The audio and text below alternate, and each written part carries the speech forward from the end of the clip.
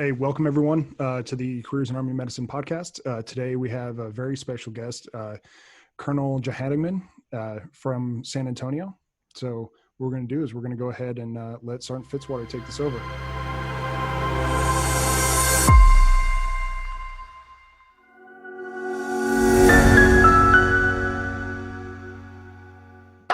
We got a red dot here. Sergeant First Class Todd Fitzwater with the Cleveland Medical Recruiting Station, and I'm joined by First Sergeant Justin Waynick of the Columbus Medical Recruiting Company and Staff Sergeant Michael Sharps of the Akron Medical Recruiting Station. Well, we are extremely privileged today to have world-renowned trauma surgeon Dr. Jay Johannigman with us today. Dr. Jay, you have been served in the military since 1990, and you're currently a colonel in the United States Army Reserve. You completed combat deployments to Iraq, Afghanistan, I want to say about 7 of those, and received multiple commendations for your outstanding life-saving work and all that. And sir, we're very privileged to have you with us and join us today. And how are you doing today, sir? It's great. It's great to be with all of you guys, and it's a real privilege to be on the podcast with you today. And you're too kind. I am just a general surgeon, but I have certainly been privileged to have a long career, and being a military surgeon has been a big part of it, which is why I'm kind of glad to be on here today and share some of those thoughts. I've had a spectacular opportunity with a long career, both in the civilian and the military side. So I was anxious to share some of those thoughts today. Yeah, absolutely. And again, we're privileged to have you with us, sir. I would like to start off by asking you, what is one amazing story that you have? And I know you have several, but what is one that really stands out to you that you could share with us? Well, I'll kind of bookend it. I'm going to end with a story we talked about before the roll. But on my first deployment, so you're right. I got into military medicine because I had the opportunity to go to medical school through something called HPSP, Health Profession Scholarship Program. I had built up a lot of debt going to college, and the military scholarship program got me through medical school.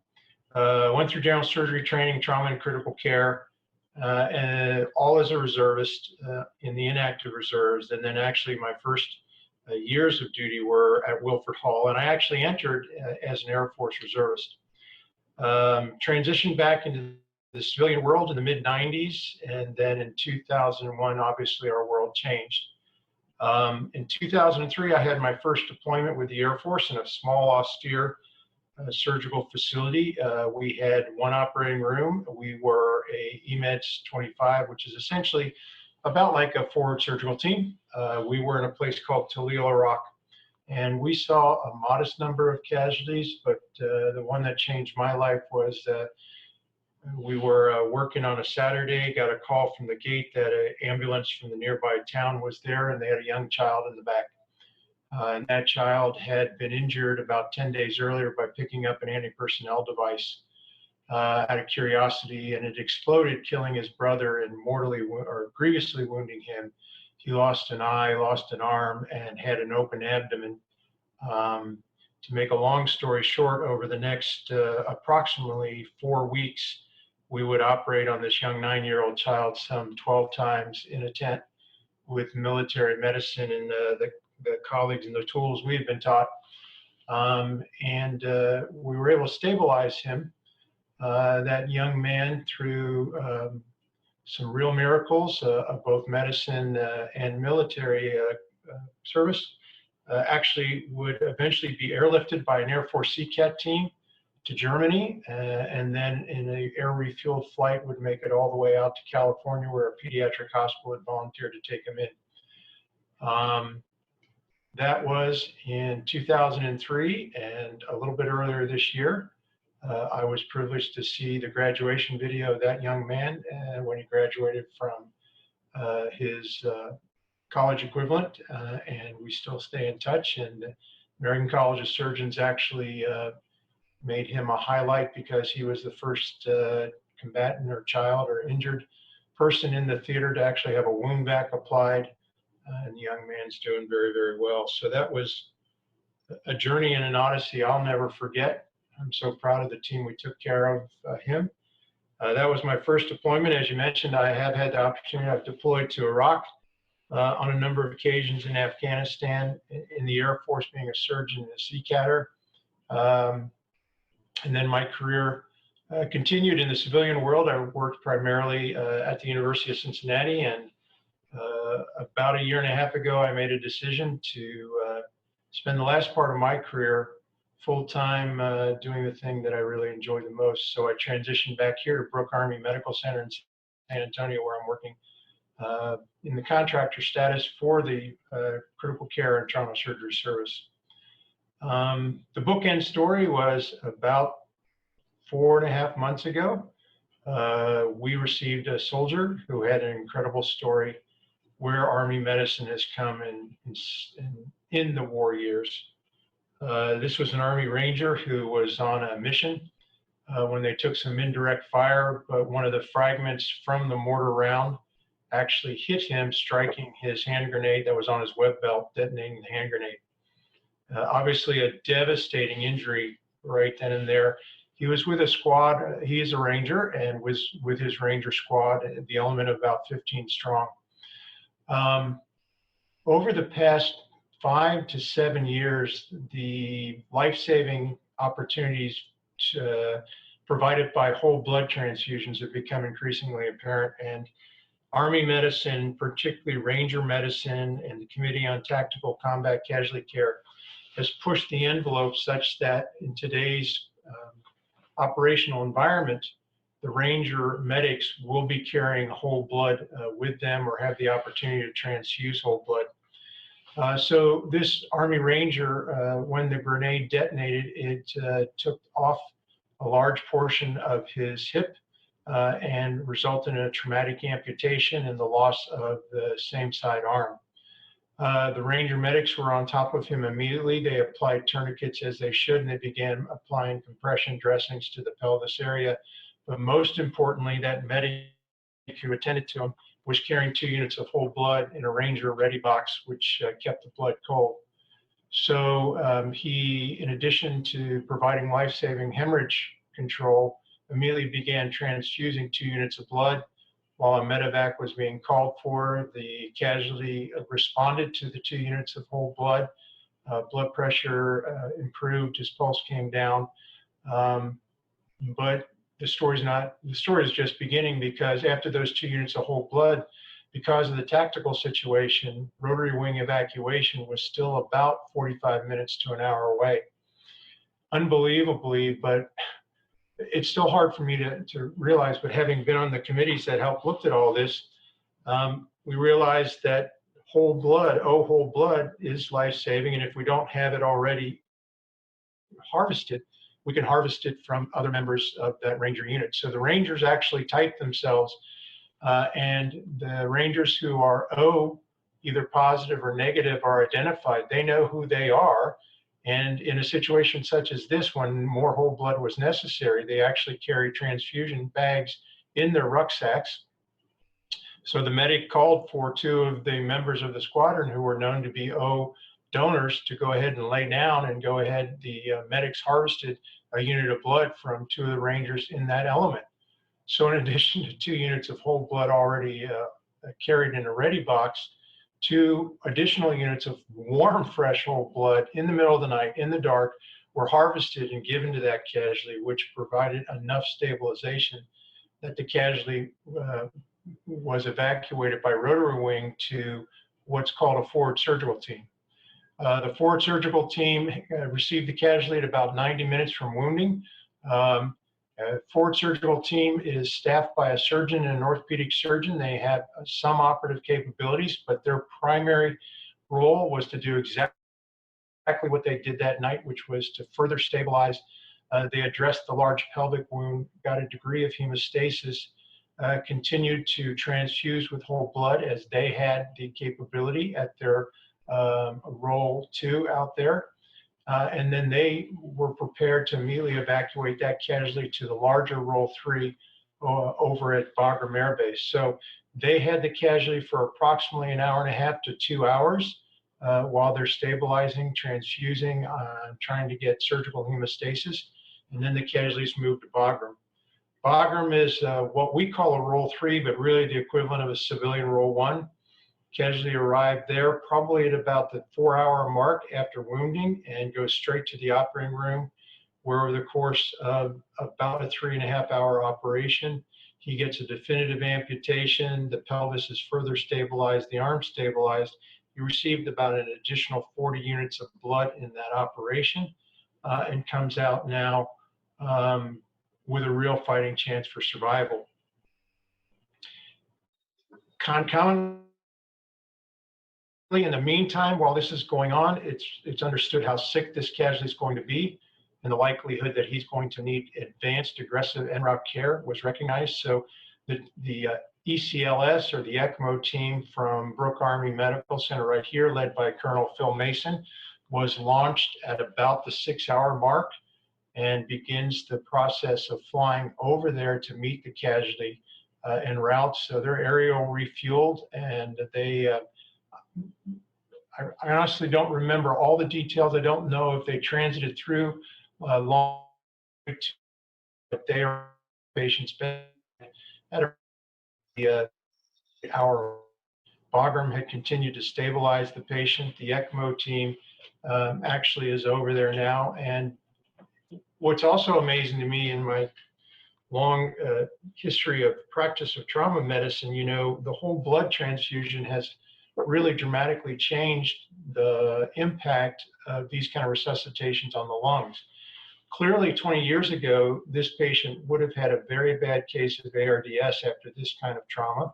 But with all the whole blood transfusion and a very limited amount of crystalloid, his lungs actually were doing reasonably well.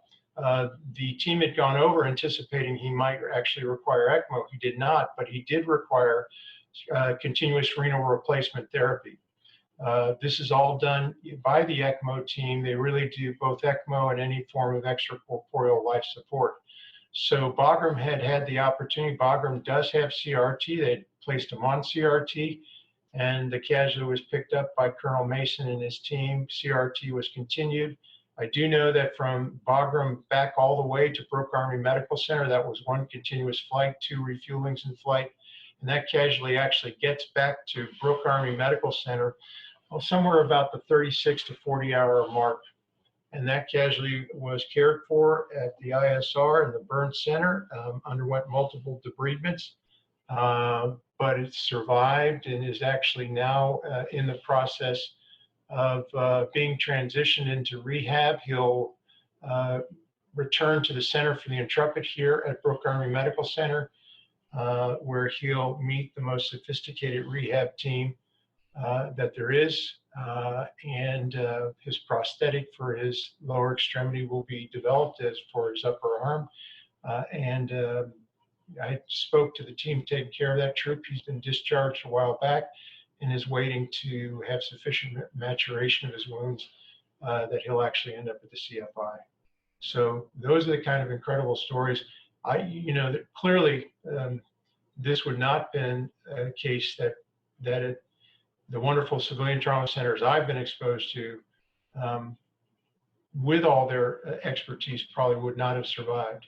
But the lessons learned, the use of whole blood, which has really been pushed quite aggressively and appropriately by the military. And interestingly, being somewhat of a student of history, it really isn't an advance. It's really just a return to what we did first in World War I, then in World War II, then in Korea, and in Vietnam. We are now really pushing whole blood. 2 incredible stories, sir. Like you said, bookend.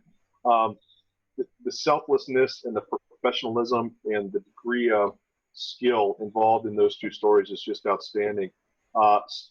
First Sergeant Waning, you have been deployed as well, and you were in the Baghdad ER during your time. Can you tell us a little bit about that? And then I know you have a question for Colonel Johannigman. Yeah, sir, I really appreciate those questions. It definitely, brings me back from during my time on deployment. Like Sergeant Fitzwater had said, I've deployed a couple of times. First time was as a line medic, is what we call line medic. So the guy that's on the ground with with the infantry. Basically, job was to stabilize them, our casualties, the best that we could for medevac to be able to come pick them up and take them to the next echelon of care. Then the second deployment, I started off as a aviation medic. So I was actually the guy that was picking those casualties up and keeping them stabilized in order to get them to that next echelon and basically get them to the surgeon to be able to provide those life-saving medical treatments that they needed. And then I also spent some time during that deployment in the Baghdad ER. And it was there that I truly understood, when we talk about the need for physicians within the Army. During that deployment, we were the busiest trauma hospital in the world at the time. And we had 3 ER docs that was on staff during that deployment. So they were very busy, just between different, mass casualty situations and things like that. Very busy, but the amount of experience and the amount of lives that those 3 doctors saved is a countless number. I wouldn't be able to even keep up with that number. And so one of the things that when the Army asked me to come out to recruiting and help find new medical professionals to join the Army, it's something that I took very, very seriously, because I've been in that situation where we didn't necessarily have the amount of doctors that we needed at the time to be able to do the things that we needed to do. And it was I was asked to do some of those treatments. So one of the things that I tell a lot about to a physician that might be interested in joining the Army is they ask me what it's like being an Army doctor. Obviously, I've never been one, so I can't really tell them. But I do tell them that it's an opportunity to be able to practice pure medicine. And what I mean by that is in the Army medicine, we provide the treatment that is needed when and where it needs to be done. So with your experience, having served in the military as a physician for so long, and also on the civilian side, maybe you could share a little bit with us about what you think maybe the biggest difference is between practicing medicine within the Army and then practicing medicine on the civilian side. Yeah, thanks, Justin. I'll tell you what it is really great being here, because I get to be around the young residents, the military residents who will be the next ones out there. But I tell them what I would tell, and I had the opportunity of working with you recruiters to talk about people making that jump. Deployments are the best of everything, and they're the worst of everything. It is a challenge. I guess over 7 of them, and I think I've got 1 or 2 left in me. It's not all fun and games. There's some really bad times. There's some really boring times. But if you want to be in a place where you're really practicing medicine and you have a team that has one common cause, nobody likes being in the middle of a desert in a tent, eating horrible food. But when that casualty hits that gurney, there's not a single question about what we're there for.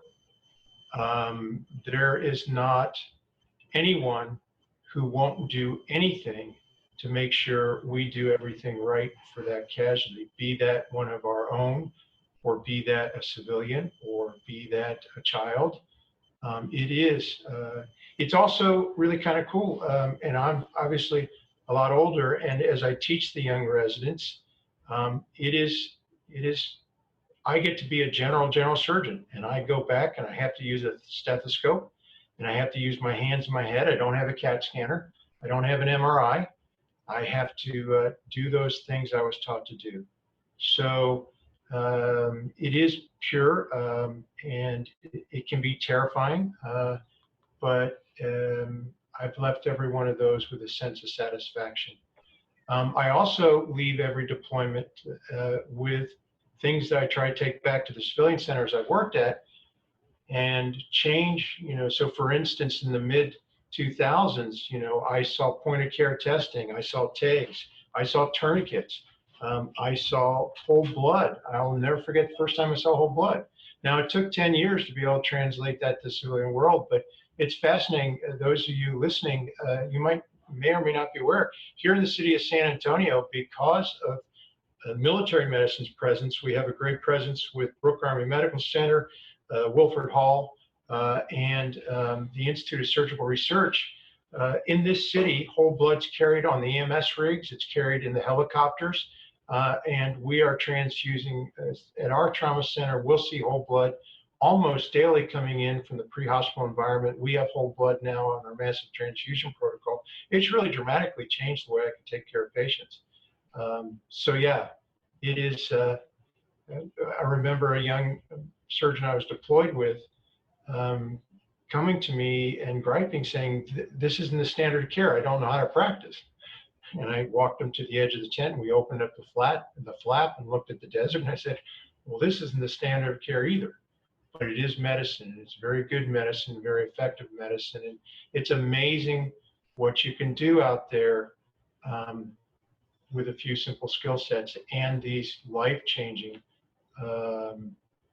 advances, which again really are returning to what we've learned a long time ago. It's unfortunately true that the study of shock and trauma is always advanced during war. It's just so important we don't forget those lessons.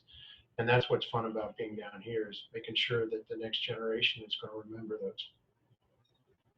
Yeah, it's got to be interesting in your position, sir, you know, with your years of experience, to be able to work with those young Army residents at this point. It's got to be pretty neat to be able to give back in that capacity, would you say? Oh, it's the very best. It's the very best. And yeah, that's, I think that's what really has reawakened me and has just been a real joy for the last year. And it's interesting too, sir, because we find that often in what we're doing in Army medicine, in recruiting, the recruiting aspect is that we have the younger physicians that come out that want to get involved and are looking to pay back their student loans. And then we also have, you know, some of our older providers that want to come in and they just want to be able to give back at that time and share the knowledge and experiences that they've had over the years, and then they want to join our team. So it's really where you're at in life at the time that determines which path you're going to take and how you come to us in Army medicine. Sergeant Sharps, I know you have a few questions for Colonel Johannigman. Yeah, sir. So I was also one of those ground medics, same as First Sergeant Wainick.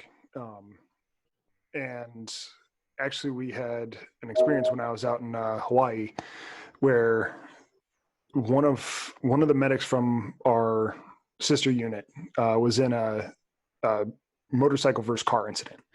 And being a medic, as soon as that happened, he knew to put a tourniquet on himself. And when the civil authorities showed up, so the EMS, they said that tourniquets were not part of their protocol and forced him to remove that tourniquet. Well, didn't force him. He was fighting them off. And he said until he lost consciousness, then they removed the tourniquet after he lost consciousness. He did end up losing his leg. But with that, as every junior medic knows, tourniquet first. If you see bright red blood, go ahead and put it on. And that's even getting pushed down to everybody else. So it doesn't matter if you're a cook, you're a mechanic, you're one of the door kickers. Everybody knows that in the military. What, besides whole blood, we've already covered that kind of, what else have you seen has been the biggest medical advancement that has come from the military and transferred to the civilian sector? Yeah, you know, I think you go back to the Boston Marathon bombing, and we learned, so there's a saying that all of you are familiar with: these lessons are lessons written in blood. And the Committee on Tactical Combat Casualty Care, early in 2004 and 5, we're already starting to track another one of those lessons we have to relearn. Tourniquets have been in the military armamentarium since the Civil War. For some reason, we decided they were not, that they were dangerous, but clearly that's not the case. Colonel Holcomb in the Institute of Surgical Research, Colonel Craig looked at our early results with tourniquets. Clearly they saved lives. So as you all know, we're out of uniform in theater if we don't have the tourniquet tab visible on our blouses or on our ACU pant leg. And you're right. I can't remember a time in my last 12 years of deploying where I ever saw a casualty come in a military setting where the tourniquet was applied. But quite honestly, in the civilian world, there's still times I see EMS bring people in. Now, those are getting fewer and fewer. But you go back to the Boston Marathon bombing, I had the opportunity to talk to a couple of Boston firefighters. And you can actually, if you go out in the press and look for the pictures, you'll see a couple of civilian patients being wheeled around or evacuated with traumatic amputations and homemade tourniquets, cravats or handkerchiefs, and no effective tourniquets. Well, we hadn't penetrated. The Boston, interestingly enough, the Boston EMS did have tourniquets, but they were all in their EMS rigs, and the rigs were parked a couple of miles away from the final, the finish line. So when the bomb went off, they weren't immediately in their pockets. So that's been one of the other translational lessons. You know, we have tranexamic acid. We have the use of whole blood, as we've talked about a lot. We have laboratory-wise TAG testing and the management of coagulopathy. All those lessons learned, shared with our civilian colleagues. It's been a really, having a foot in both worlds, it's been really great to see the support, the interplay. The professional societies in our surgical world have been amazingly supportive of the mission, of the science, making sure we forward those lessons learned, validating, vetting, correcting, and helping us bring them forward. Awesome. Sounds good, sir. One of the things that we've kind of done in the past with a few of these other interviews is I have a duck of random questions. So kind of throwing a curveball out there, not medically related one bit, but it's just kind of to show that even though we put the uniform on, we're people too. So one of the things I do want to ask you is, what's something you like that most people don't? Going uphill, big long hills on a bicycle. Sounds good, sir. Thank you. Sir, you must be a fan of the mountain stages in the Tour de France then. Actually, I am, and one of my life memories, I've had a group of dear friends. We've cycled for the last 30 years or so, and every year, instead of going away and golfing as guys, about 8 of us, we would pick a place and go ride our bicycles. And about 10 years ago, we went and hit the Alpe d'Huez, famous, and all the tours, the big climbs over in France, and it was a lifetime. But yeah. Well, I can appreciate that as a fan of the Tour de France and Alpe d'Huez, especially. Was that 22 turns heading up that mountain? You got it exactly right. Yes. You know, before I would like those who are interested in Army or military medicine, obviously, this is a wonderful program by our Army recruiters, but military medicine, you know, honestly, having worn 2 uniforms, I don't think I'll be joining the Navy before I retire, but military medicine is a real privilege. Here in my office in front of me, I don't have the time to spin the cameras, but over on this wall is a picture of a Korean MASH unit. I didn't know my father well, but my father was an Army forward artillery officer. And he left when I was a young man before I heard his military stories. But interestingly, about 12 years ago, I met a retired Army artillery officer who was with my dad. And it turns out that they had both gone through ROTC together, and my dad was wounded when they were bugging out their unit. And my dad was responsible for blowing up the ammo dump, but got burnt in the process. This guy put my dad out, smothered him out, and waited with him until an HH-13 came along, that iconic little bubble helicopter, and delivered him to a tent hospital that sits and looks very much like the one that's sitting over there. And interestingly enough, right next to it is a picture of our little forward surgical team in Toledo. The configuration of the tent is identical. The only difference is they were Army green in Korea, and they were kind of a buff khaki in Iraq, but we set them up exactly the same way. I wouldn't be here had there not been Army physicians in Korea Long after I'm gone, perhaps somebody will carry on and look at a legacy of somebody we brought home. It is a privilege unparalleled. I certainly have gotten much more from my experiences in the military than the military's ever asked for me. So as I look back when I step down and retire, each and every one of those 7 deployments and the experiences and the people that I was privileged to work with, those will be the memories I carry with me.